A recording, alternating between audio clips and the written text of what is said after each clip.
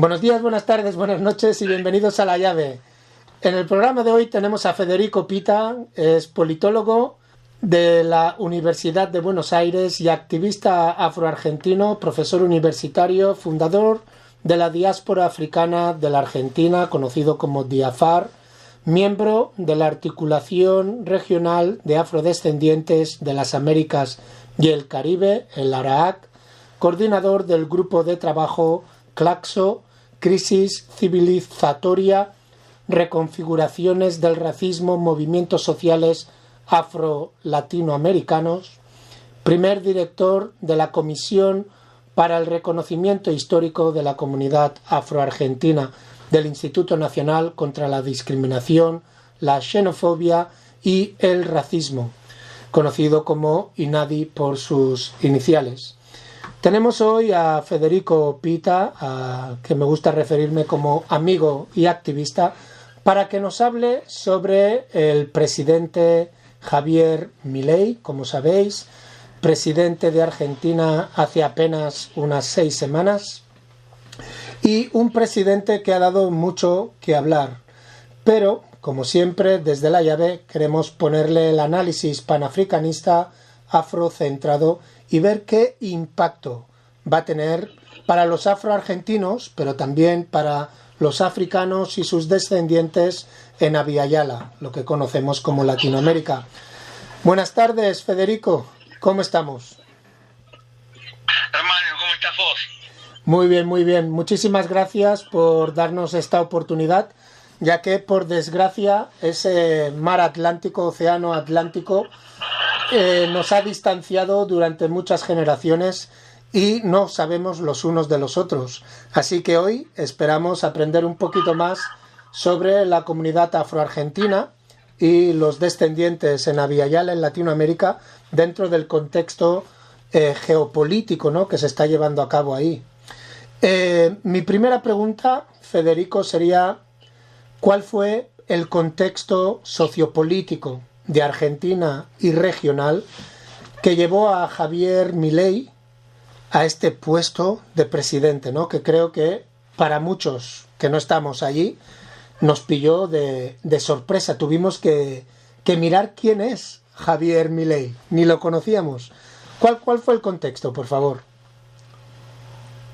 Bien, mirá, la sorpresa de muchos incluye afuera y adentro, ¿no? Es un personaje, era, y me atrevo a decir, bueno, que hoy es presidente de la nación, pero era un personaje marginal prácticamente. La televisión basura diciendo incoherencias. Basta entrar en redes sociales y ver videos de él donde no resiste un archivo, a la mañana dice una cosa y a la noche dice otra. Bueno, un personaje de los programas de la tarde, de chimentos, de cocina, salió en programas de concurso imitando a cantantes, o sea, un personaje variopinto. Muy variopinto. Claro, que en el último tiempo, bueno, viene a jugar este papel que se le dice hoy en la política global del outsider, ¿no? De esa persona que está por fuera.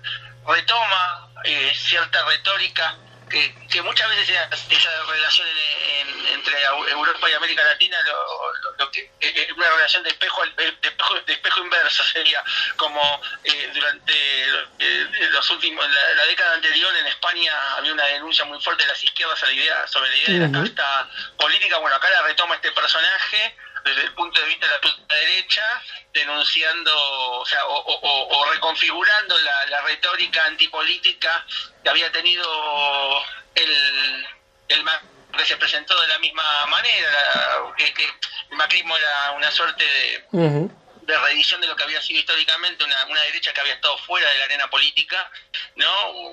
El poder que siempre controló la política desde afuera y que durante gran parte del siglo XX apoyó dictaduras. Con el auge de este partido, del PRO, que es el partido de Mauricio Macri, se metían a política y aparecía esta figura de la política atendida por sus propios dueños, ¿no? Digo, esa derecha rancia hacía rato que no formaba parte de la agenda política desde la fundación del país en la segunda mitad del siglo XIX. Bueno, volvía a meter en la política. Bueno, destrozaron todos los indicadores económicos, sociales, etcétera, e institucionales, ¿no? Que también se presentaban como garantes o guardianes de la República. Bueno, rompieron todos los números y eso posibilitó el retorno del campo nacional y popular al gobierno, ¿no? Del gobierno anterior de Alberto Fernández y de Cristina Kirchner. Bueno, un gobierno con muchísimas dificultades, con muchísimas deudas, un gobierno que no le supo encontrar la vuelta a la inflación, con un contexto internacional muy complicado, la pandemia, la sequía más importante. Argentina es un país productor, agroexportador, que depende mucho de la producción de sus commodities. Bueno, la sequía más importante de la historia de Argentina. Bueno, han derrumbado los indicadores de la economía, y una economía que no se terminaba de recuperar con una inflación de las más altas del mundo. Bueno, no le encontraron la vuelta, con muchísimos errores propios también, internos de esa coalición de gobierno conducida por el peronismo y sus aliados. Bueno, todo eso fue el caldo de cultivo y un discurso global de avance de las derechas, ¿no? Que también tuvieron ahí como un auge en el periodo de la pandemia del COVID-19 a nivel mundial, ¿no? Y que empezaron a dar espacio a discursos tan disparatados como que la Tierra es plana y tantas otras cosas, ¿no? Que parecía superado de Copérnico para acá, pero bueno, evidentemente que creía que la Tierra era redonda era prácticamente un imbécil que no entendía que el gobierno está gobernado por reptilianos, una cosa así. Bueno, todo eso fue generando un caldo de cultivo, de mucha decepción, de mucha desesperanza. Es cierto que los niveles de desigualdad social y económicos en la región son muy altos, y Argentina, que históricamente había cultivado una idea de clase media, también muy polémica, ¿no? Por ahí tengamos tiempo de charlar sobre esa idea, pero bueno, Argentina se caracterizó históricamente por ser un país con mejores niveles de distribución de la riqueza que otros países, ¿no? Que con eso no quiere decir que haya sido un país igualitario, ¿no? Pero que se presentaba como un país con mejores indicadores. Eso en los últimos prácticamente 10 años de forma sostenida ha venido a la baja.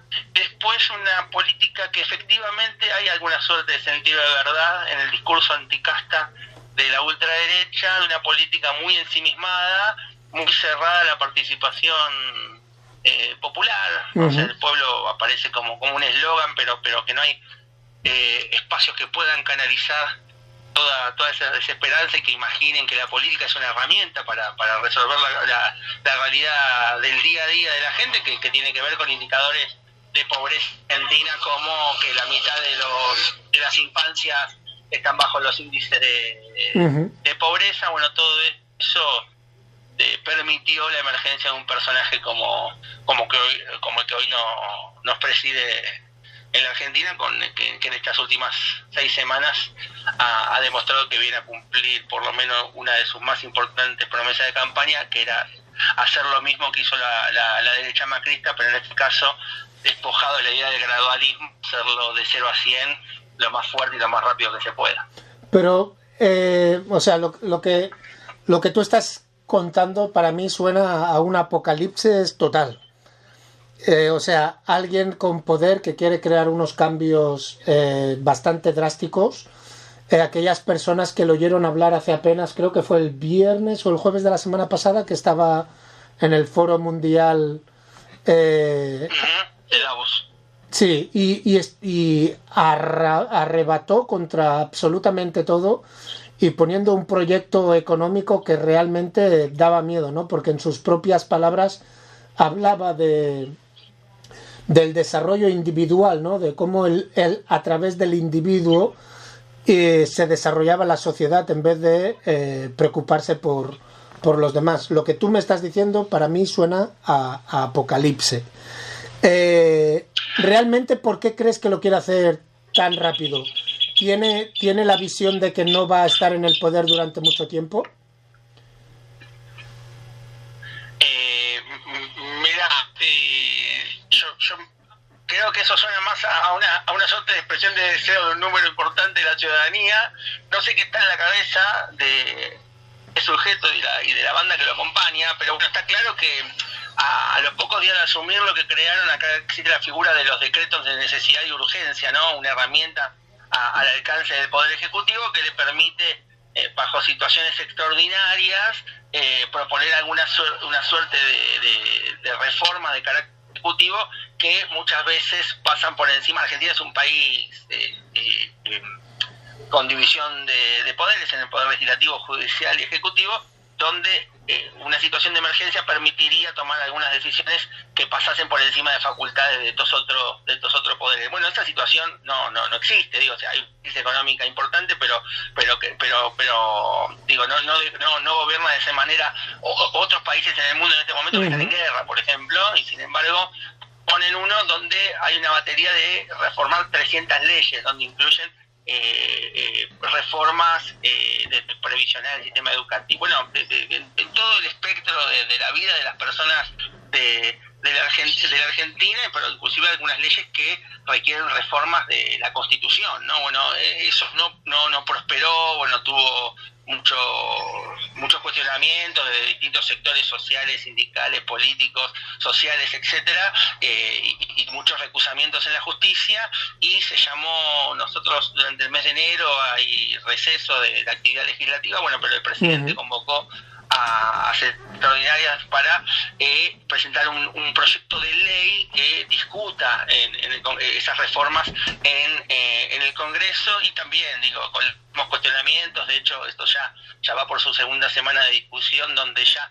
los propios representantes del Estado, hubo un desfile de ministros del gabinete que fueron a dar explicaciones a los legisladores y legisladoras nacionales, donde les cuestionaban, y las propias autoridades nacionales reconociendo de que no conocen al detalle el propio proyecto de ley, o haciéndole preguntas capciosas: ¿usted está a favor de que se haga una cosa así? Y entonces un ministro decir no, para después decir, bueno, pero está en el proyecto de ley que propone su presidente, bueno, eso habría que revisarlo, entonces ya se están proponiendo. Bueno, la realidad es que en un momento de improvisación absoluta, sin embargo, como decías vos, o sea, en el escenario del poder económico concentrado a nivel global en Davos, se permitió hacer ese discurso que causaría risa si no fuera que es un presidente en ejercicio de mi país, ¿no? Pero estamos hablando de hace unas semanas atrás, se conoció el índice de inflación, el primer índice de inflación que le corresponde a las medidas económicas de este gobierno, y de una inflación del 25%. Yo imagino a cualquier persona del resto del planeta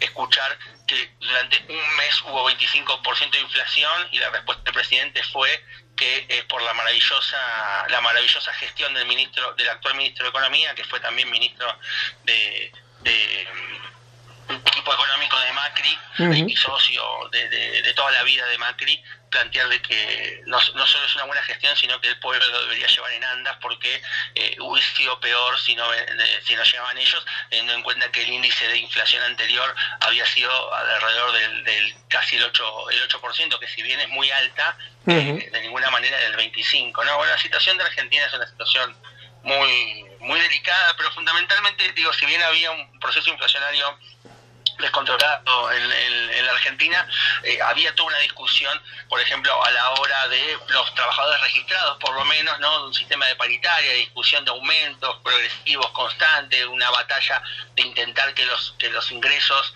le ganasen a la inflación, cosa que no se puede dar con la economía informal, que tiene poder de negociación. Pero bueno, había todo un intento corto, deficitario, a mejorar en relación a ponerle la vida a la gente, pero bueno, este gobierno desde que llegó no tomó una sola medida a favor de la gente, al contrario. Una pregunta, Federico.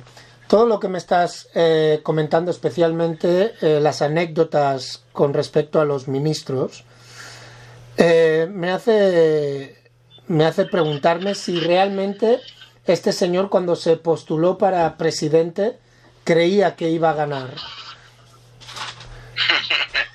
No, es una pregunta seria, no sé, es realmente, no sé, a veces me parece como cuando se presentan que no sé, que ellos hacen campañas simplemente por publicidad, para poder cerrar negocios y otras cosas, pero sin la intención de ganar, ¿no? Gente de dinero lo vemos a veces que es así como lo hacen, ¿no? Para poder decir que fui y me presenté a las elecciones y demás, pero realmente tenía un proyecto económico, social, político y demás. Lo que yo creo es que lo que cuesta creer es que un político diciendo las cosas que en las que cree, porque Milei cree realmente de que hay gente que sobra, de que el mercado ordena todo, o sea, es un hombre que cree en esa, y la gente que tiene alrededor, la vicepresidenta, que es hija de un militar que está preso por crímenes de lesa humanidad, que el papá dio una lucha justa contra el terrorismo y no que es un genocida y un criminal de guerra, por ejemplo, ¿no? Digo, la gente que lo acompaña, o gran parte del equipo que lo acompaña, cree en eso, y después hay un montón de gente que con la que hizo alianza, ni bien se perdió la primera vuelta, el macrismo fue derrotado de forma aplastante, y vio cómo su electorado se le fue por derecha a Milei. Rápidamente Mauricio Macri rompió la alianza que tenía con un partido tradicional como es el radicalismo para cerrar filas con Macri, y creen en el modelo de Macri, que es un modelo que obviamente les garantiza impunidad en sus negocios. Estos han llegado. Lo que no se podía creer es que existiese un candidato con la posibilidad de decir las barbaridades que dice este hombre y que llegue a través del voto popular. Vale. Imaginar que y el voto popular, Federico, hemos hablado antes de la crisis económica que lleva años golpeando a Argentina y muchas otras partes del mundo, especialmente después del COVID. Entonces, mucha de la gente que le ha votado son gente de a pie, o sea, gente de la clase trabajadora, que diríamos. Y gente de la clase media, que a lo mejor esa clase media que decías tú que queríamos pretender, ¿no? Que había una clase media, o sea, la clase media que yo llamo que tienen aspiraciones a ser clase media, pero no están aún ahí. Y esos son los votantes de Milei, ¿no? ¿Cómo? ¿Por qué? Sí. Milei tiene, o sea, en el balotaje, como se llama la segunda vuelta, bueno, lo que tiene que en Europa y en varios países balotaje, lo votó el 55% de los electores, lo cual en ese 55% hay de todo: jóvenes, viejos, clase media, pobres, clase alta. La duda viene, ¿no? Obviamente, bueno, ¿por qué la clase trabajadora elegiría a un hombre como esto? Bueno, yo creo que cada uno de estos sectores tiene distintos motivos por los cuales votaría. Digo, hay un número significativo de un voto que acá en Argentina se lo plantearía como un voto antiperonista. Y en otros lugares sería un voto anticomunista, no sé cómo sería, pero en líneas generales hay un segmento muy grande de la sociedad que es un combo, ¿no? Acá se les llama, a los antiperonistas se le dice la figura política de gorila, sos gorila. Y uno de los grandes componentes es el racismo, ¿no? Un racismo que no necesariamente es un racismo antinegro desde el punto de vista de los afrodescendientes, sino la idea de negro en oposición a la idea de la blanca. ¿No? Entonces, un gobierno que lucha por los derechos de los trabajadores de abajo es un gobierno que apoya a los negros. Entonces, bueno, hay un voto antinegro muy grande de hacer mierda a los negros, de terminar con los negros de mierda, que significan como un núcleo duro, indudablemente. Entonces, cualquier oferta electoral que venga a garantizar que el peronismo no esté en el gobierno ya arranca con una base del 25-30% de los votos. Yo lo que entiendo particularmente pensando en los sectores estos que vos marcas, de los sectores más castigados por la cuestión económica y los sectores históricamente más postergados que le dieron el voto a Milei, me parece que lo que los seduce en Milei es la propuesta de hacer mierda a la clase política, ¿no? O sea, es esa clase política que mantiene de mínima del retorno de la democracia para acá, porque si bien indicadores sociales han tenido mejores y peores momentos, los sectores que siempre pasan hambre son los mismos. Sí. Es que la pobreza o el desempleo baja y sube, y una temporada comen los blancos y otra comen los negros, y en otra comen y viceversa. Los que siempre van presos son los negros, los que siempre matan a policías son los negros, los que siempre tienen pro trabajo son los negros, los que pasan hambre siempre son los negros. Entonces, en todo caso, aumenta la cantidad de negros que no comen o disminuye la cantidad de negros que comen. Entonces, claro, y me parece que hay un porcentaje de ese sector que vio con buenos ojos esa promesa de hacer mierda una política. En la democracia gobernaron la derecha o los sectores tradicionales o los sectores de centro, y el peronismo se gobernaron todos, digamos, pero en líneas generales sectores populares sienten que la presión de la brutalidad policial no varió en ningún contexto. Y no estoy diciendo que son todos los contextos iguales, no estoy planteando eso, pero sin embargo hay como una lectura que a los sectores populares hay que reconocer ese reclamo. Y la política, es cierto que en el último tiempo no está encontrándole la vuelta, suponiendo que lo está buscando, ¿no? O sea, entonces me parece que gran parte de lo que sedujo, pensando en ese voto en particular, que es un voto racional, ¿no? Es un voto, acá le llaman voto bronca, ¿no? Que la gente está enojada y se vota porque está enojada. Entonces, digamos, de vuelta esta idea de que los negros actuamos de forma emocional y los blancos actúan de forma racional, ¿no? No todos actúan de forma racional, ¿no? Uno dice, bueno, te garantiza que va a hacer mierda a los políticos para que por lo menos los políticos desaparezcan. Eso es un voto racional, no hay ninguna emocionalidad en ese voto. O sea, si los políticos son los que hacen que durante 40 años te cagaste de hambre y uno dice yo los voy a hacer mierda, es un voto racional, ¿no? O sea, no importa si uno comparte o no la racionalidad de ese voto. Lo que digo es que es hora de empezar a darle agencia política y agencia histórica a todos los sectores que formamos parte de la realidad política de nuestras sociedades. Y me parece que eso, la política en general, el ejercicio de política partidaria más que nada, no lo estaría entendiendo, y ahí es donde se filtra con novedad estos sectores ultras y terminan dando respuestas fantasiosas, falsas, fraudulentas desde el punto de vista de ir a cumplir eso, porque después no lo terminan cumpliendo. Pero me parece que ahí es donde empalman ese anhelo de transformación que en otras épocas le hubiésemos llamado revolucionario. Hoy, bueno, eso no forma parte de la retórica, pero los pueblos necesitan expresar. Bueno, hoy le dan canalizan a través de eso. Lo que está claro es que no nos llamaría un contexto apocalíptico, pero tampoco estaría apareciendo como un gran espacio de reclamo. Este gobierno llegó, no solo no hizo mierda a la casta, sino que parece que la casta es el pueblo, ¿no? Con una devaluación del 130%, casi 130% de nuestra moneda, el aumento de la salud privada, de la educación privada, el aumento de impuestos. Acá un impuesto ya me he puesto la ganancia, ¿no? De los sueldos más altos tributan, entendiendo que los salarios son ganancias económicas. Bueno, todas medidas impopulares para la clase trabajadora y la clase media. Por lo tanto, si estos sectores defraudados por la política, que en gran medida parece que no solo están dejando de creer en la política, sino en el propio sistema democrático, porque votan políticos que no creen en la división de poderes, que no creen en la justicia, que no creen en el Congreso, que no creen en los derechos humanos porque entienden de que está bien que el ejército se ocupe de seguridad interior, etcétera, etcétera. Tampoco está cumpliendo. No, realmente es una situación que se presenta como una situación límite. Esta semana va a haber el primer paro general de la Central General de Trabajadores, del sindicato más importante del país, de las centrales de trabajadores más importantes del país, que es inmediato, que también es la CGT, ¿no? Que la CGT tal cual,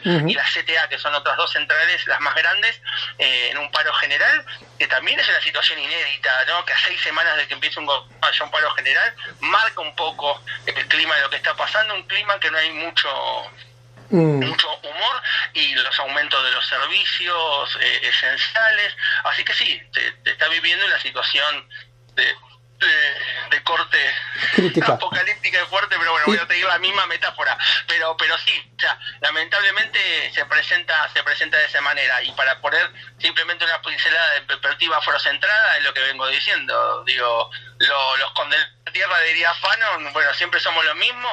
Bueno, en esto, como siempre, los muertos los ponemos nosotros. Así que bueno, ¿cuál es el pronóstico de los próximos días? Movilizaciones, y hay una sensación en el aire de que en cualquier momento empezamos a tirarnos muertos. Ese es el clima que se vive. Te puedo parar en este punto, no porque no sea importante, sino porque vamos a pasar a nuestros oyentes con el primer descanso musical, y a la vuelta me gustaría continuar con esto de la movilización y también con el impacto directo que va a tener en la comunidad afroargentina y en la comunidad africana que tenéis en Argentina como migrante, la comunidad migrante en general, y también me gustaría hablar, si te parece, de esta siempre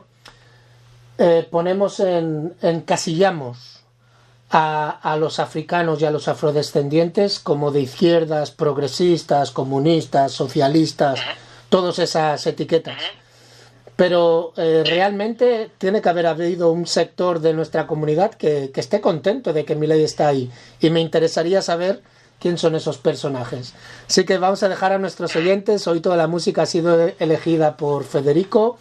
La primera canción se llama No se olviden y el artista es Castro.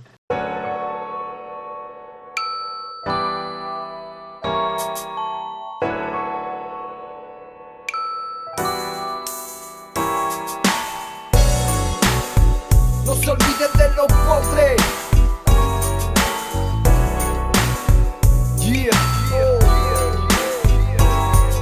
Vengo de un barrio pobre, negro.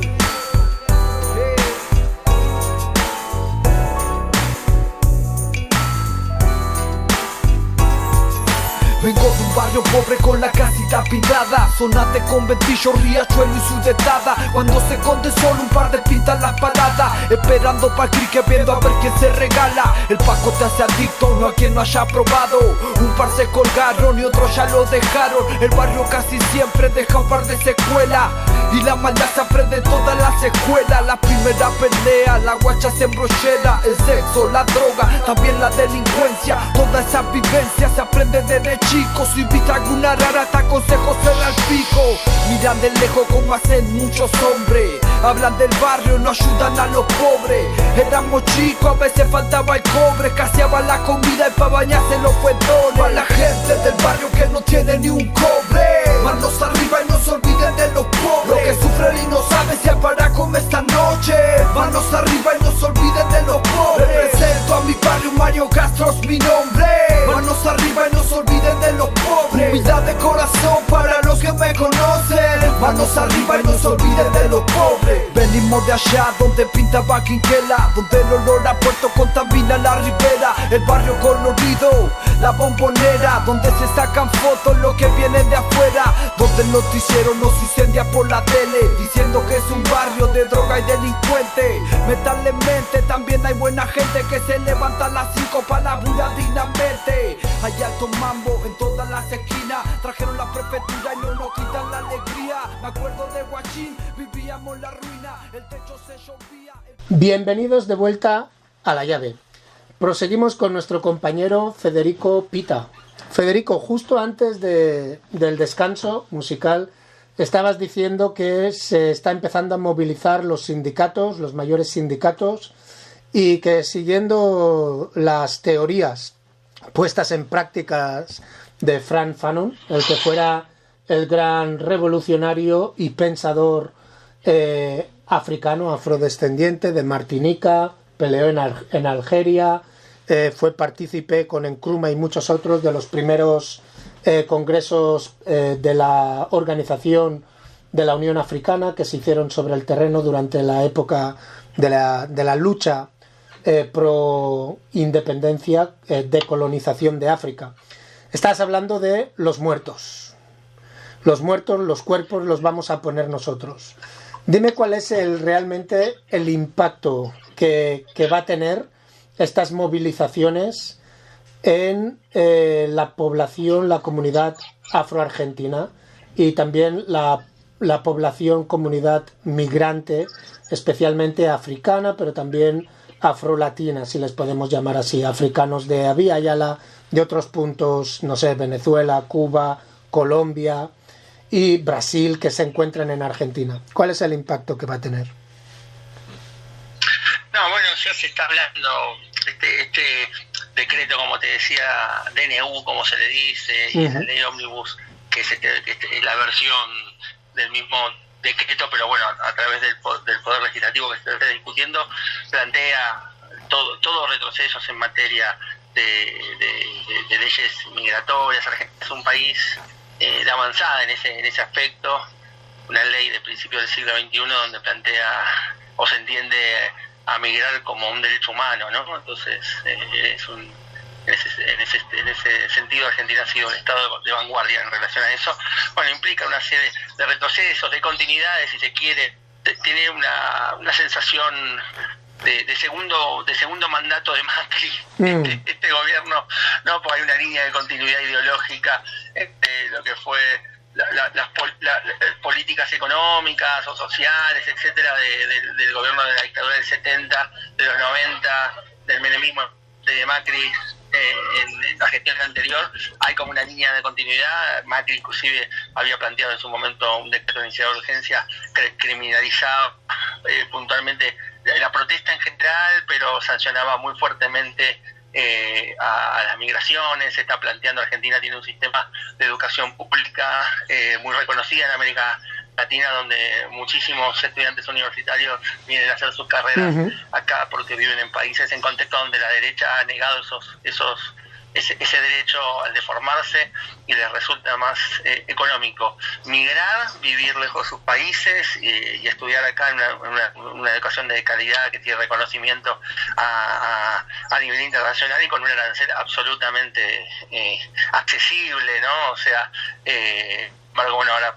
plantea cortarse todo ese tipo de derechos que construyen, ¿no? Todo un andamiaje de políticas de reciprocidad a nivel continental que existe. Bueno, ahí todas las propuestas están encaminadas, como bien lo decías vos al principio en relación a lo que fue su discurso en Davos, la sensación de que la gente son menos indicadores, que el mercado se regula solo y lo que sobra, y teniendo en cuenta que lo que sobran no serían personas, ¿no? Entonces todo va en esa línea. En el caso particular y muy específicamente de las afrodescendencias nacionales o los migrantes afrodescendientes o africanos, juegan con la de la ley de lo que ha sido históricamente esa agenda en nuestro país. Argentina se presenta como el país más blanco de América Latina y tiene toda una serie de consecuencias. La principal, plantear que mi comunidad no existe, ¿no? Que los afroargentinos no existimos, no que somos una minoría, sino que simplemente no existimos.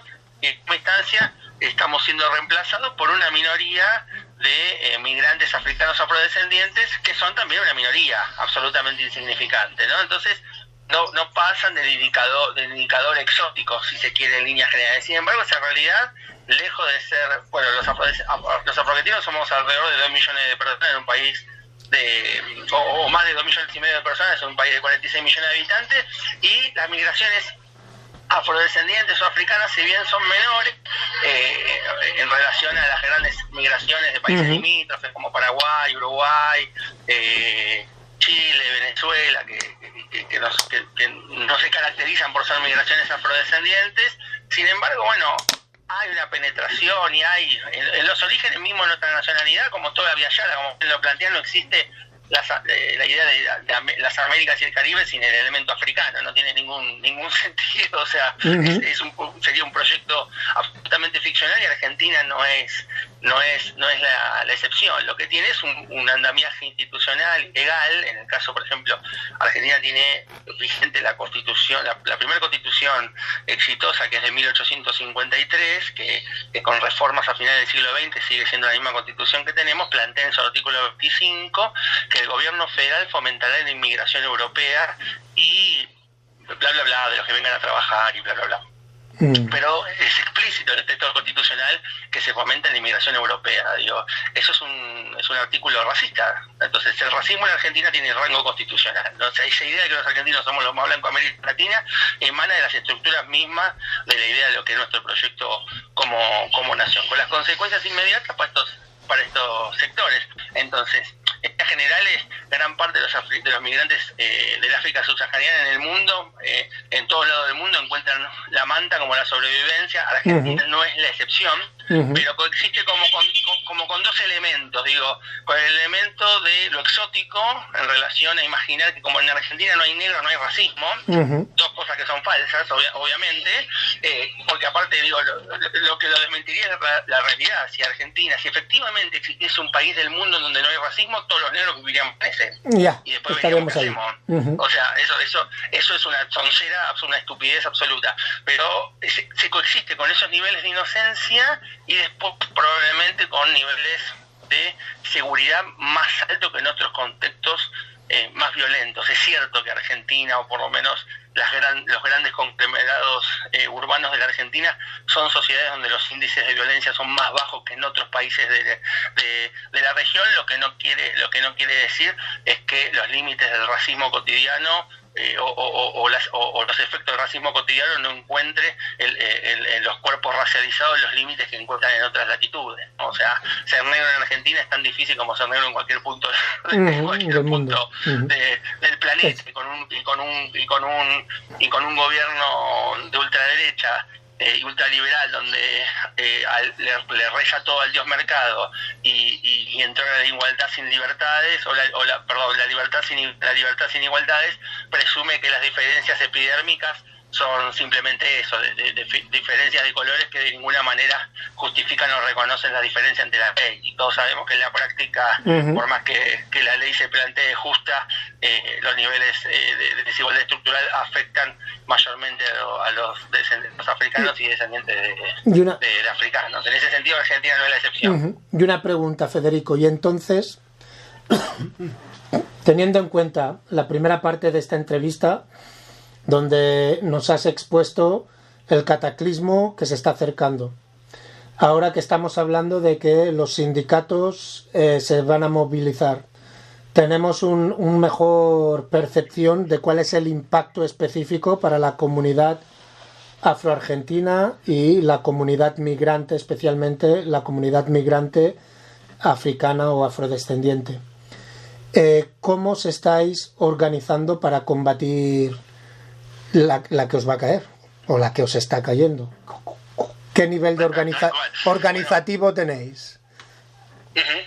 Bueno, los niveles de penetración de las negritudes en todos los procesos de lucha han sido históricos. En Argentina, desde los primeros ejércitos de dependencia, como en primera fila eran negros, sigue siendo igual en la realidad. Si uno va en todos los movimientos sociales, sindicatos, partidos políticos, las bases son, como en todos los lugares del mundo, los cuerpos racializados. No es la excepción.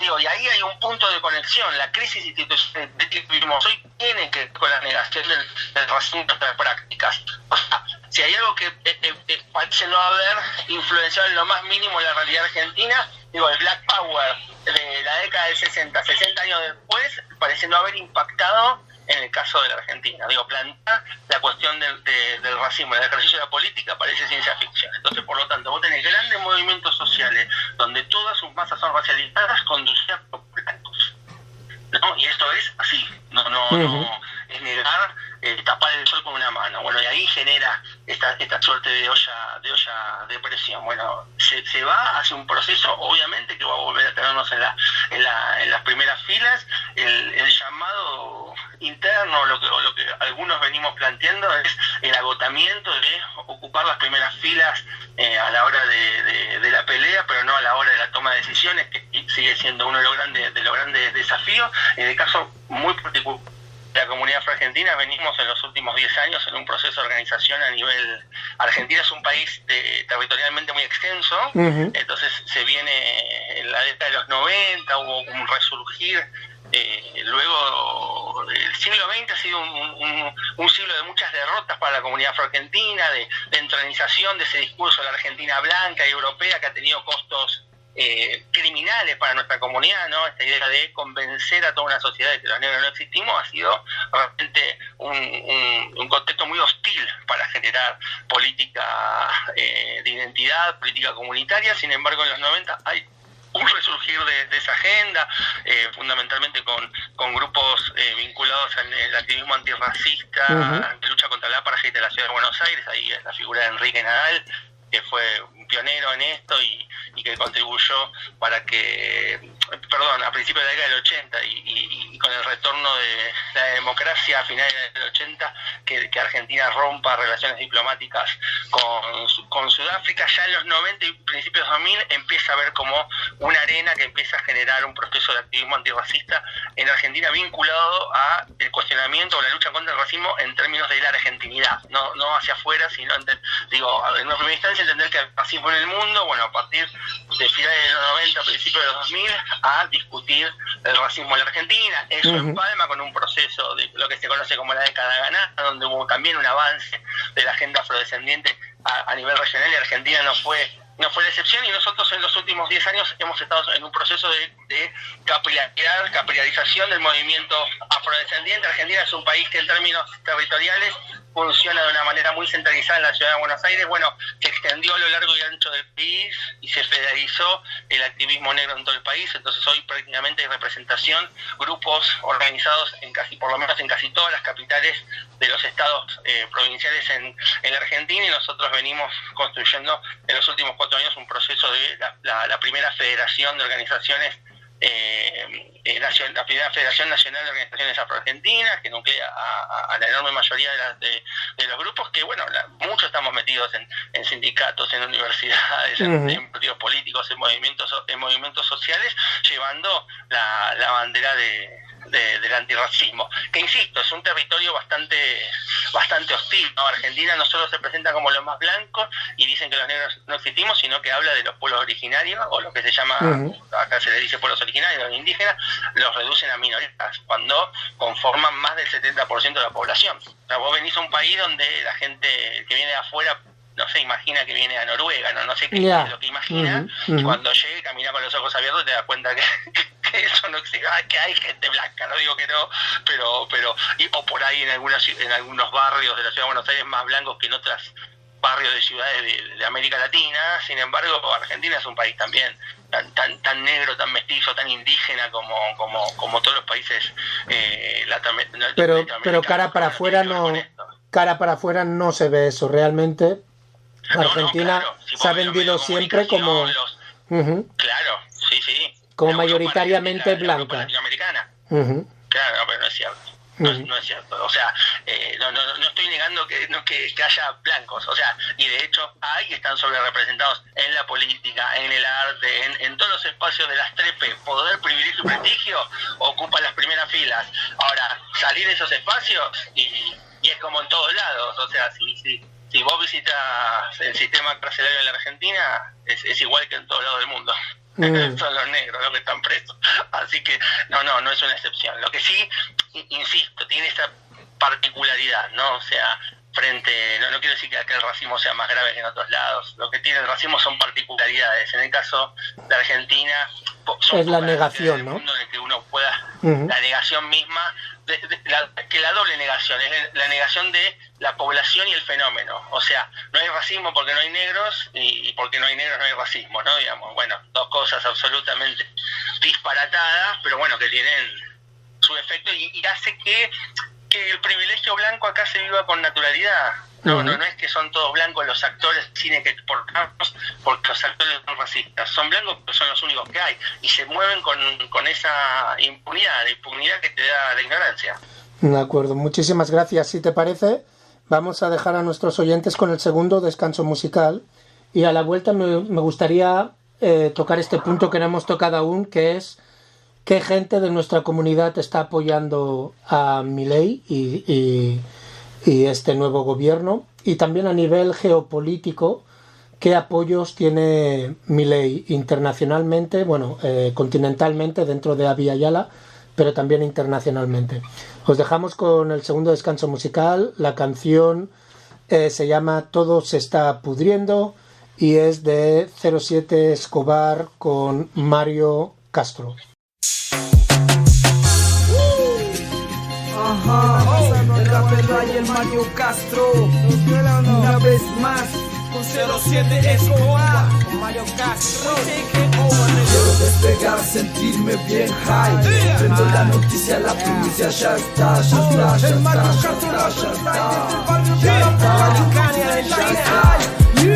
Quiero despegar, sentirme bien high.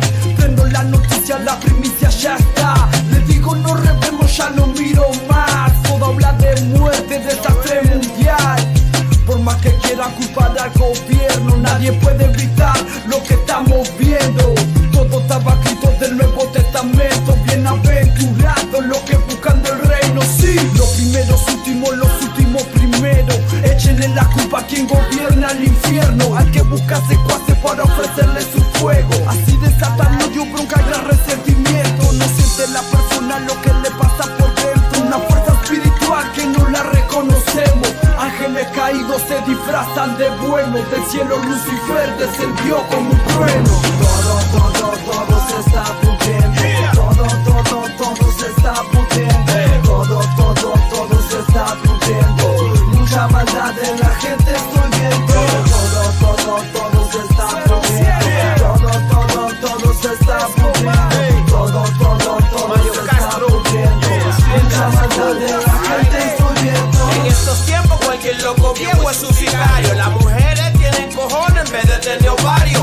Lomo, romo, malo corre, lo que se ve a diario. Policía roba también porque no alcanza el salario. O el más fuerte o el más hábil, aquí sobrevive. El infierno en la tierra, mucho así lo describe. El amor se fue a la mierda, la esperanza también. La codicia y la avaricia la cogieron de rehén. Aunque suene cruel, así es la realidad. 24/7 horas aquí, reina la maldad. Vanidad, el origen de muchos de los males. Cuídate del menor que ahora juega con metales. Prostitución, maltrato policial sin motivo. Una selva de cemento y el león el efectivo.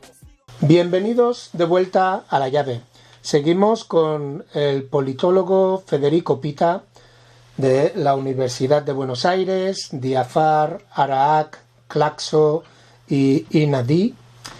Me gustaría ahora que habláramos de eso, ¿no?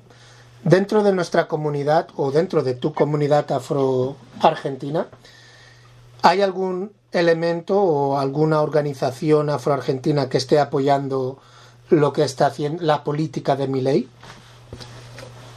¿Y por qué? Si la hay. Bien, sí.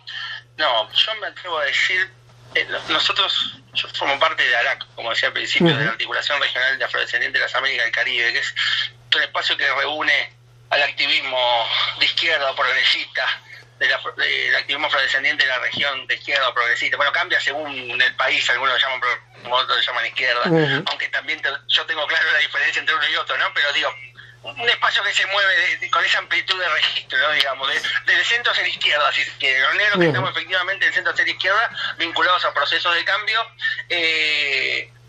solemos llamar desde este espacio, esto que vos planteabas recién de la derecha, lo llamamos la afroderecha. Hay en algunos países donde la política negra está, o donde la negritud está más enraizada en la política, entonces uno puede ver figuras de la política tradicional o de la política partidaria, figuras afrodescendientes que hacen política desde su afrodescendencia en articulación con la derecha. Bueno, eso acá es muy incipiente. De hecho, yo atrevo a decir que lo que es incipiente es la participación negra en la política en general. No, entonces de momento nosotros no tenemos concejales, no tenemos legisladores ni locales ni nacionales, no tenemos representación política. Yo me acuerdo hace muchos años atrás, estuvo para un 10 de diciembre, que es el Día Internacional de los Derechos Humanos, se hizo un gran evento, hace más de 10 años se hizo un gran evento, entonces invitaron, no sé, a Rigoberta Menchú, Premio Nobel de la Paz, a Baltasar Garzón, un juez muy famoso, etcétera. En ese mismo combo le invitaron a uno de los hijos de Martin Luther King, III, que era quien presidía en ese momento la fundación del padre, ¿no? Entonces el King Center, entonces se reunió con nosotros y estábamos conversando y en un momento le pregunta cuántos diputados teníamos los negros en Argentina, ¿no? Entonces le contestamos que ninguno, y él habla con quien venía y en inglés dice, no, me parece que no me entendieron, voy a volver a preguntar. Nosotros le volvemos a contestar que ninguno, ¿no? Entonces decía, pero ustedes pueden votar, nos terminó preguntando, estaba tan sorprendido, o sea, como, yo ya me lo veía el padre haciendo, viste, a Martin Luther King Jr. III haciendo marchas tipo el padre como en Selma pidiendo el voto negro. Digo, no, es más grande la situación, o sea, sí, o sea, sí podemos votar, pero a nadie se le ocurre que los negros podemos postularnos, representación.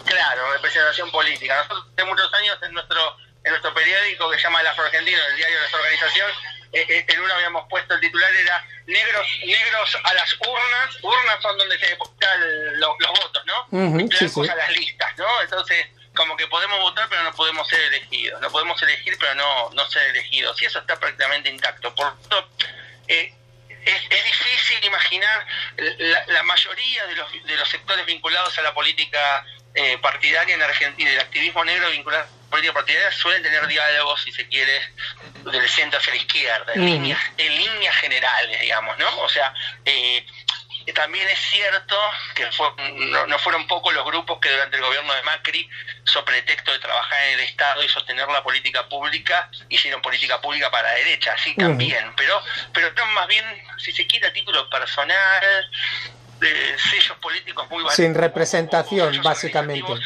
Sin representación.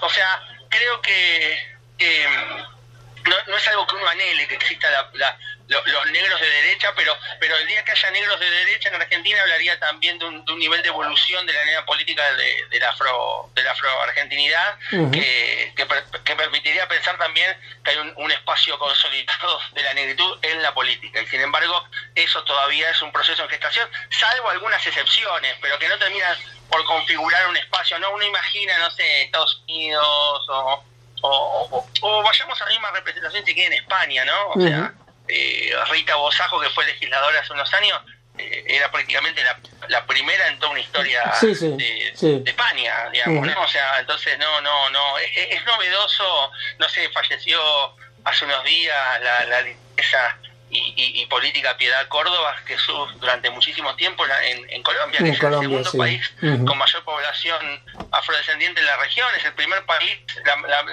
el país con más afrodescendientes de habla hispana de la región, tampoco tiene muchas representaciones en la política partidaria. La misma Francia Márquez es una novedad absoluta, es la primera vez en la historia de Colombia, que es un país de mayorías negras, que tiene una vicepresidenta negra. Entonces, en ese sentido, Argentina tiene históricamente las de perder, cuando de todos modos ha tenido figuras rutilantes en la política a título personal, políticos, ministros, militares, intelectuales, pero es todavía una deuda de la historia en general, pero del retorno a la democracia para acá en particular, la idea de la representación.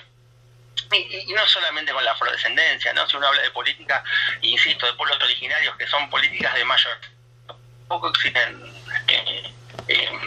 representación política en ese aspecto, ¿no? O sea, Bolivia, que tuvo Evo Morales, bueno, todavía está el MAS en el gobierno con armas y sus dinámicas políticas internas. Sin embargo, también fue un gobierno de mayoría indígena, que no tuvo un indígena en el gobierno hasta Evo Morales. Bueno, Argentina es igual. Lo que pasa que el discurso de mayoría blanca es un discurso que no solo tiene fuerza para afuera, sino que también tiene fuerza para adentro. Tiene convencida a la propia gente de quién es quién. De la imposibilidad, porque es interesante... Perdona, Federico.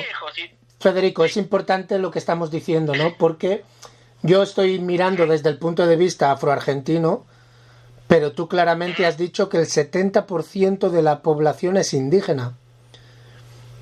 Entonces, la representación en la política, en la economía, en la sociedad del pueblo indígena es incluso más invisibilizada que la afroargentina y los afrodescendientes, ¿no? Porque al final vosotros sois 2,5 millones, pero ellos son un mayor porcentaje, no sé, estamos hablando de 30 millones o algo así, ¿no? Claro.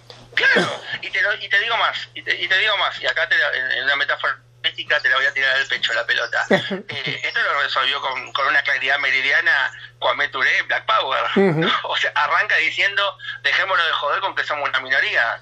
Donde, y él lo está diciendo en un país donde si vamos a la estadística, los afroestadounidenses son minoría. Sin embargo, él se para y dice, a mí no me corran con eso que somos minoría. Bueno, en el caso de América Latina, no solo no somos minoría retórica, sino que no somos minoría estadística, somos mayoría. Los pueblos no blancos en América Latina somos la mayoría. Sin embargo, como en la colonia, como si fuesen enviados como si fuesen virreyes, seguimos con la misma dinámica, ¿no? Y obviamente esto, a izquierdas y derechas, con distintas perspectivas, es un fenómeno que en la política no termina de comprenderse, ¿no? Bueno, la derecha obviamente porque sabe que es blanca, está orgullosa de ser blanca y no va a pedir disculpas, eso está súper claro.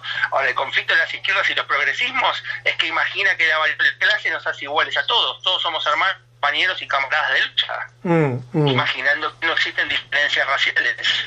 No, hasta hace muy poco no existían diferencias de género. Sin embargo, bueno, estas fueron permitidas porque no ponen en peligro la hegemonía de la blanquitud.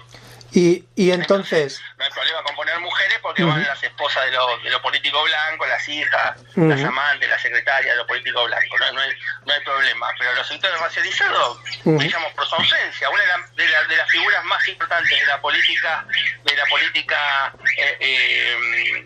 en la Argentina se llama Milagros Sala, que es una líder del norte del país, de la abrumadora mayoría indígena, está presa hace 8 años, presa durante el macrismo y siguió presa durante el gobierno, injustamente presa, y siguió presa durante el gobierno de Alberto Fernández y Cristina Kirchner. Y una pregunta, habías hablado antes de Bolivia, o has puntualizado Bolivia, Evo Morales, y a mí me gustaría saber quién geopolíticamente, dentro del continente o internacionalmente, está apoyando a Milei. ¿Quién pertenece a un grupo igual que hay, no sé, los conservadores y demás que financian a diferentes partidos por todas partes del mundo? Tenemos la Internacional Socialista, donde bajo ese paraguas se financian a diferentes partidos en otras partes del mundo. ¿Quién apoya a este señor? ¿Quién apoya a este señor? Sí, no parece muy transparente todavía en el esquema, digo, porque él realmente llega como una suerte de outsider de la política, de 0 a 100 es presidente de la nación, pero son más bien líneas como el grupo Atlas o esos think tanks de la ultraderecha global de tirar piedra y de esconder la mano, no sé, muestra una vinculación fuerte pública con personajes como Elon Musk, por ejemplo.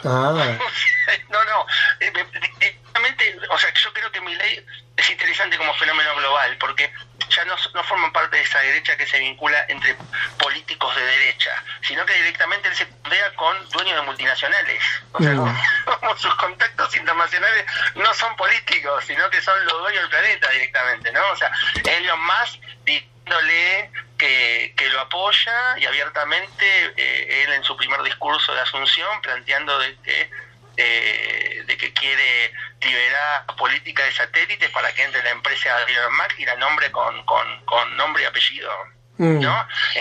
Teniendo claro una relación muy meta, donde una de las principales empresas de Musk es Tesla, que tiene autos eléctricos que usan litio, y Argentina es la mayor reserva del mundo de litio.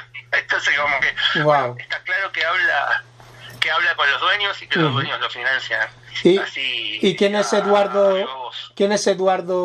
Eurnekian? ¿Es también parte de los que le financian? Claro. Sí, fue uno de los grandes empresarios de la Argentina. Él empieza trabajando en el grupo de Eurnekian, en la campaña medio discute, se pelea, pero bueno, son esas peleas que uno no termina de saber si son ciertas o no, como los beefs de los raperos para vender discos, no está claro que obviamente tienen matices, tienen internas, tienen diferencias los bloques de poder, pero que a la hora de buscar el beneficio suelen actuar de forma más ordenada, o sea que está claro. Y el gran dilema ahora es que lo que representa esta experiencia política, y voy a usar el término novedad, me lastima usarlo en relación a ellos, pero un poco se les queman los papeles a los analistas porque rompe el molde, ¿no? Entonces actúan con un desparpajo que parece más digno de época del 1800 que del siglo XXI, pero coexiste con los niveles de circulación de la información del siglo XXI. Entonces ahí es donde empieza a quemarse los papeles. O en todo caso, mostrarse al desnudo, o se cae la mentira de la democracia o la circulación de la información, en todo caso, ¿no? Bueno, un poco pasa, y me parece que empieza a ser como un gesto de época, ¿no? La impotencia, salvando la distancia. Pero la impotencia de la figura de las Naciones Unidas frente a lo que está pasando en la Franja de Gaza también hace crujir el sistema. O sea, bueno, ¿qué hace falta que suceda para que los mecanismos funcionen? ¿Cuántos niños más tienen que quedar para decir, bueno, basta? Y sin embargo, ahí se sigue, ¿no? Entonces me parece que Milei forma parte de esta época, ¿no? Con esas características, ¿no? Imaginarse que el presidente de un país se va a estar tuiteando con el dueño de Twitter, tirándose elogios y prácticamente decirle, quédate tranquilo que voy a dejar que tus satélites funcionen acá, que vos no vendas internet, tu empresa te va a favorecer y te voy a dar el litio. Bueno, y no pasa nada. Y lo peor de todo es que no pasa nada. Que creo, tú dices que rompe el molde, pero rompe el molde de a lo mejor lo que se estaba acostumbrado en Argentina, pero cuando tú miras a nivel global, si tú miras tanto Boris Johnson en el Reino Unido, Rishi Sunak, Donald Trump, parecen partir del mismo molde, ¿no? Que son ricos que pretenden gobernar un país como el que gobierna una empresa, ¿no? Si yo tengo la empresa, hago recortes, me da igual el empleado, me da igual la de la limpieza, vamos a asegurarnos de que hay vasos de cristal y no de plástico para no malgastar, no vamos a servir café, se trabaja los sábados, no se pagan las horas y demás, ¿no? O sea, van a administrar el país como el que administra una empresa, ¿no? Parece que ahí sí que tienen del mismo molde. Tal cual. Y bueno, y eso coincidiendo en el caso argentino, los países con más altos niveles de sindicalización, por ejemplo. Pero claro, está claro que gran parte del mundo del trabajo ya no pasa por los empleos formales o sindicalizados, sino de la informalidad de las economías, ¿no? Que un poco es lo que pasaba el gesto de la crisis económica del gobierno de Cristina. Gran parte de los índices de pobreza estaba conformado por trabajadores registrados que ganaban sueldos que no les permitían subsistir. O sea, yo hoy la pobreza no es por desocupación, sino que hay gente que tiene 1 o 2 trabajos y así todo no les alcanza, ¿no? Y un poco, bueno, es lo que está dejando también la economía. Pero es una guerra de clases, ¿no? Lo que estamos viendo, en cierta manera, ahí en Argentina. O sea, no imagino que nada nuevo bajo el sol, y por eso me parece que hay un elemento racial, y entendiendo lo racial que va más allá, porque también hay como muchas veces suele haber un mal entendimiento de lo racial, entendido la raza como solamente una identidad, una categoría de color, ¿no? Identitaria, ¿no? Del color de la gente, del color de piel de la gente, digamos, ¿no? Y no plantear la raza como decir, bueno, ¿qué es raza? Bueno, que todo el continente africano sea inferior, que toda América Latina sea inferior y que todo Asia sea inferior. Cuando vos decís, ¿de qué estamos hablando? O sea, decir que es inferior pone en un mismo plano China, Japón, la India y Taiwán, pero desde el punto de vista racial es inferior como los Europas, digamos, ¿no? Bueno, lo racial no forma parte del análisis, y el conflicto es que también usamos una categoría de clase que no rinde cuentas de ese diálogo interseccional entre la idea de clase y de raza en el contexto fundamentalmente de la modernidad capitalista, ¿no? Que es la que le da forma o le da a esa variable de clase en Europa, le da su carácter global, que es lo que permite la idea de raza. Bueno, eso es lo que hay que discutir, y debería de formar parte de procesos de transformación políticos que pretenden niveles de transformación social con igualdad, con equidad, ni que hablar de los que se pretendan revolucionarios, ¿no? De acuerdo, muchísimas gracias. Federico, si te parece, dejamos a nuestros oyentes con el tercer descanso musical y a la vuelta ya cerramos el programa. Lo que me gustaría entender es qué podemos hacer desde fuera, cómo podemos ayudar a empujar a los que estáis sufriendo ahí dentro. Así que os dejamos con el tercer descanso musical. Creo que es de Diafar, y la canción se llama Acá estamos. Y a la vuelta cerramos el programa con Federico Pita. Yeah. Ok, es 2012. We are here. Estamos aquí. Yeah. Yeah. Check it out. Across the diaspora, the culture, the music, the people. No longer invisible. We are here. Yeah. Diafar. Hey. No vamos a claudicar, porque el racismo no lo vamos a aguantar. Venimos con Diafar, no vamos a abandonar, porque acá estamos, no nos vamos a marchar. Ey, no vamos a claudicar, el racismo no lo vamos a aguantar. Venimos con Diafar, no vamos a abandonar, porque acá estamos, no nos vamos a marchar. Ey, somos guerreros, somos los primeros, tocando acá nomás, o hasta en el extranjero. Somos viajeros, somos pasajeros, nos trajeron de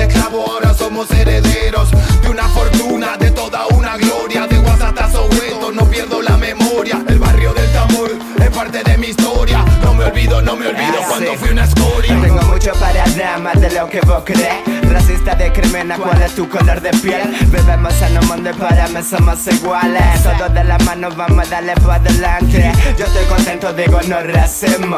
Hola que estamos, no me da lo mismo. Mi grano de arena para que esto ya no pase. Música del barrio para la gente de la calle. Racismo, ignorancia ante lo diferente de la vista, de lo que no son parte de la lista. Bienvenidos de vuelta a La Llave. Seguimos con nuestro compañero Federico Pita, politólogo. Me gustaría, nos has explicado, yo creo que nos has dado una buena introducción a este personaje que es Javier Milei, la guerra de clases que se está llevando a cabo, la rapidez con la que tiene la intención de llevarla a cabo y el impacto nefasto que va a tener para las comunidades tanto nativas, indígenas, de Abya Yala en Argentina, pero también contra el impacto negativo que va a tener en las comunidades afroargentinas y migrantes ahí en Argentina. Ya has dicho más o menos cómo estáis organizados, ¿no? El sistema organizativo que tenéis. Desde la diáspora, y llamo ahora diáspora a aquellos que estamos fuera de Argentina, porque creemos en una sola África con las diferentes regiones, ¿no? Y sus pueblos afrodescendientes. ¿Cómo podemos ayudar desde el continente africano y desde la diáspora africana, tanto a la comunidad indígena, que son el 70% de la población argentina, como a la población afroargentina y africana que se encuentra en Argentina? Nosotros desde ARAC, de la propia IAFAR, la Federación de Organizaciones acá, y en articulación con otros espacios, estamos trabajando muy fuerte en una concreción de una agenda política global bajo el horizonte conceptual de las reparaciones históricas, ¿no? Me parece empezar a imaginar un proceso de transformaciones radicales que planteen las desigualdades de base que tiene este sistema mundial. En términos marxistas se habla de proceso de acumulación originaria, le dicen, ¿no? El capital, y lo centran en la revolución industrial del 1800, año más, año menos, si se quiere, ¿no? Y en líneas generales está concentrado como en el humo de las chimeneas, ¿no?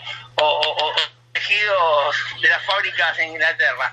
Bueno, la discusión en verdad es de dónde viene el algodón para hacer esos tejidos, ¿no? Y el kilómetro cero de las desigualdades sistémicas es la plantación, es la figura, o la explotación en las minas o los metales preciosos en lo que es Américas y el Caribe, con el proceso de lo que fue la esclavitud de africanos y sus descendientes y el sometimiento a la servidumbre de los pueblos, llamados pueblos originarios. Bueno, hay que discutir eso, ¿no?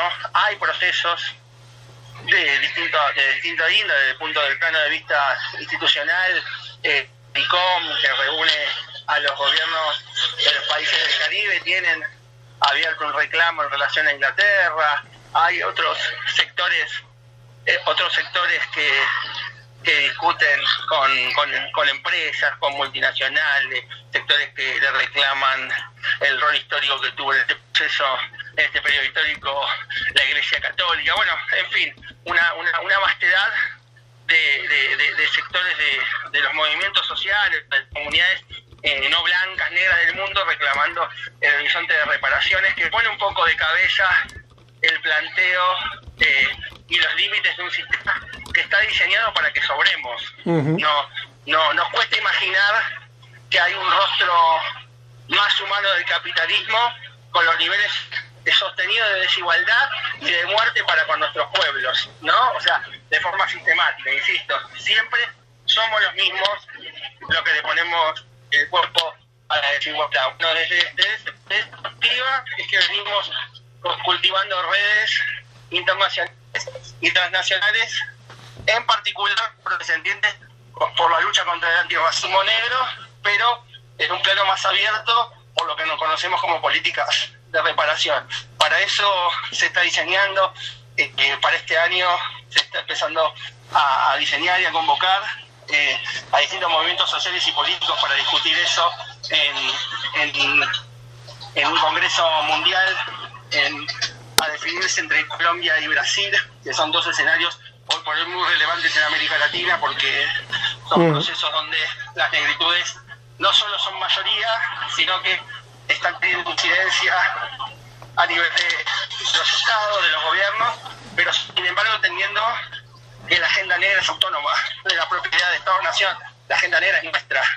O sea, sí, importante. La nación es de los pueblos. Entonces es convocar a encontrarnos en un mundo donde el sistema no para de crear herramientas que nos quieren hacer imaginar que no necesitamos juntarnos, no que es lo mismo hablar por WhatsApp o por Zoom, cuando, como decíamos hace un rato, las principales cabezas de las economías concentradas se reúnen en Davos. Bueno, si ellos se reúnen en Davos, nosotros nos tenemos que juntar en algún lugar, pero tenemos que juntar. Entonces, bueno, apostando a la organización, así que bueno, en eso estamos.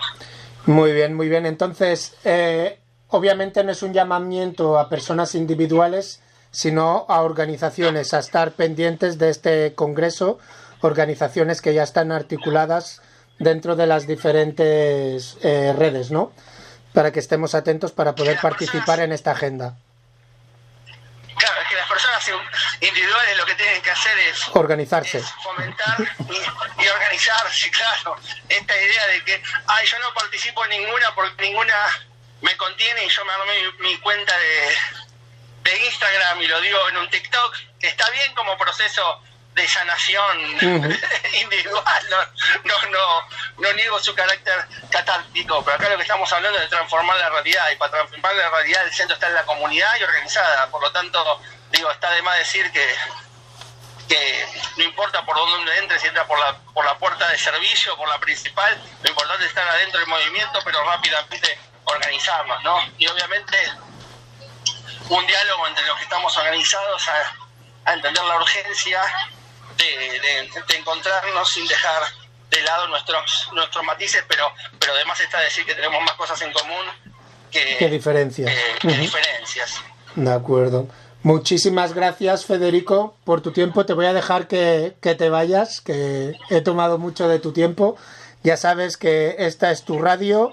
Creo que no sé si cada 3 meses o si no, desde luego a los 6 meses te voy a llamar para ver dónde hemos llegado, o cuando empiecen a caer los primeros cuerpos, por favor, si nos puedes hacer un especial, y mucha fuerza, porque la que os está cayendo en Argentina creo que es un ejemplo claro de hacia dónde está yendo este mundo, ¿no? Que mucha gente habla de este apocalipsis global y la guerra de clases se está intensificando drásticamente, con la derecha, ultraderecha, ganando muchísimo terreno, y sobre todo el neoliberalismo descarado ya, como hemos visto en el discurso que hizo Javier Milei hace apenas unos días, 5 días, el día 17 o así. Se ve claramente que no hay vergüenza a decir que, como dijo en su día Margaret Thatcher, ¿no?, que no hay tal cosa como una sociedad, ¿no?, que es simplemente el individuo, y el individuo es el que crea progreso, lo cual es muy peligroso. Así que manténnos informados, y ya sabes, la llave, aquí estamos para servirte. Bien, a seguir organizándonos, a seguir formándonos. Recién no me va a saltar, ahí vayamos a los clásicos, al gran Stuart Hall, que bien la caracterizaba a Margaret Thatcher. Bueno, todo no sé cuál, pero bueno, de los nuestros ya lo estuvieron pensando, ya estuvieron poniendo el cuerpo, así que a seguir formándonos, a seguir organizándonos, y por mi parte, en San, muchísimas gracias de vuelta por el espacio, como siempre. De acuerdo, muchísimas gracias. Ya sabéis dónde encontrarnos, okenvensue@gmail.com, okenvensue, la llave, otra África es posible, en YouTube y en Spotify.